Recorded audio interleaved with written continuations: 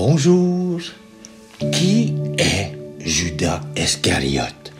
Judas Iscariote est l'une des figures les plus complexes et tragiques de l'histoire biblique. Il est connu comme l'un des 12 apôtres choisis par Jésus pour le suivre et partager sa mission. Pourtant, son nom est indissociable lié à la tradition.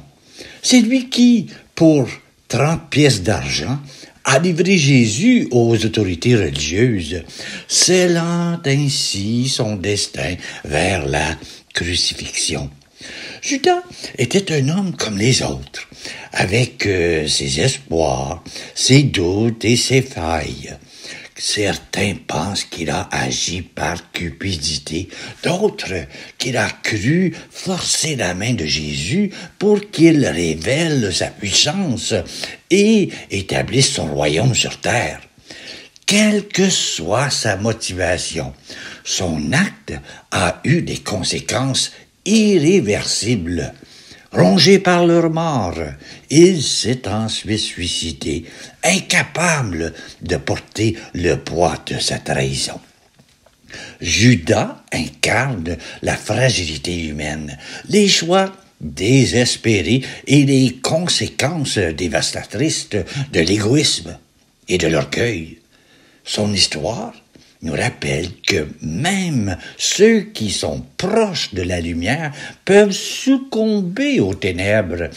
Elle nous invite à réfléchir sur nos propres faiblesses et sur l'importance de rester fidèle à ce qui est juste et vrai, même dans les moments les plus sombres. Voici un petit discours que j'ai composé, comme si Judas Iscariote nous parlait aujourd'hui, dans notre époque qui est compliquée.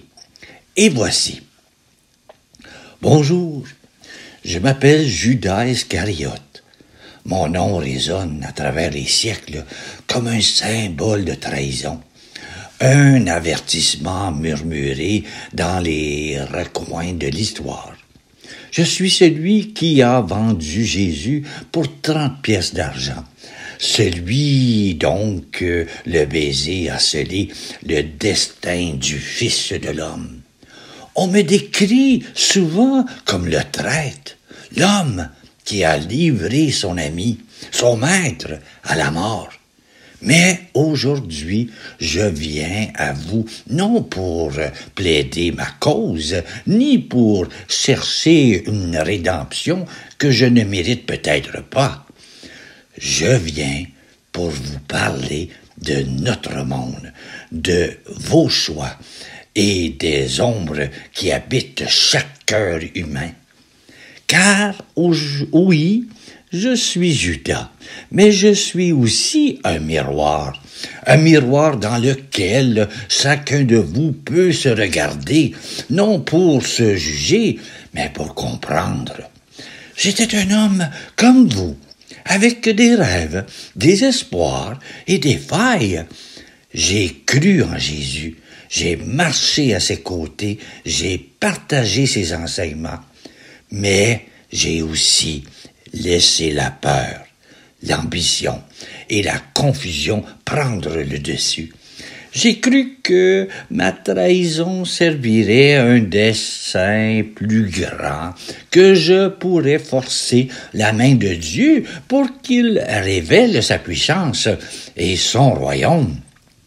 J'ai cru bien faire, mais j'ai échoué. Et dans cet échec, j'ai perdu tout espoir. Aujourd'hui, je vois votre monde et je reconnais les mêmes luttes, les mêmes tentations.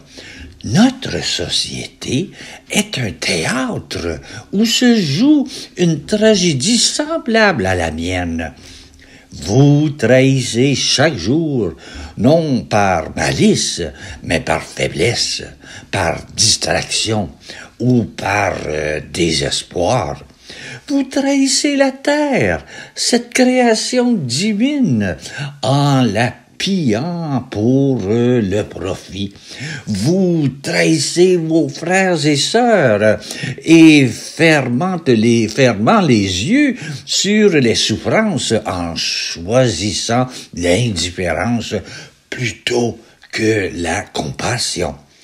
Vous trahissez vos propres valeurs en sacrifiant l'éthique sur l'autel du succès, en préférant l'argent à l'amour et le pouvoir à la justice. Les réseaux sociaux vous connectent virtuellement, mais combien d'entre vous se sentent vraiment vus, entendus, aimés? Vous êtes plus connectés que jamais, mais aussi plus seuls. Vous cherchez désespérément du sens dans un monde qui en manque cruellement, mais vous vous laissez distraire par les illusions du matérialisme et de l'individualisme. Vous trahissez votre propre humanité en oubliant que vous êtes fait pour l'amour, pour la communauté, pour Dieu. Je ne suis pas là pour vous condamner. Je suis là pour vous avertir, car chaque trahison, petite ou grande, laisse une cicatrice. Elle blesse les autres, elle blesse le monde et elle blesse votre âme. Mais il y a une différence entre vous et moi. Vous avez encore le choix. Vous pouvez encore revenir à l'essentiel, à ce qui donne véritablement sens à la vie. Jésus m'a pardonné, même si je n'ai pas su le pardonner moi-même. Son amour est plus grand que toutes nos trahisons, plus forte que toutes nos faiblesses. Et c'est cet amour que je vous invite à chercher, à embrasser, à vivre.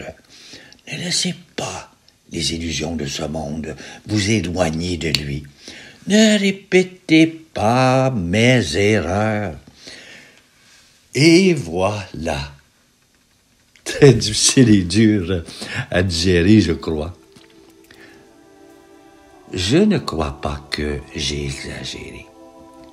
Toucher la réalité du monde n'est pas nécessairement facile à avaler. Voici une petite prière que j'ai composée. Seigneur, dans ce monde où tout semble fragile, guide-nous pas sur le chemin de la vérité. Donne-nous la force de résister aux tentations de l'égoïsme et de l'orgueil. Et remplis nos cœurs de ton amour infini.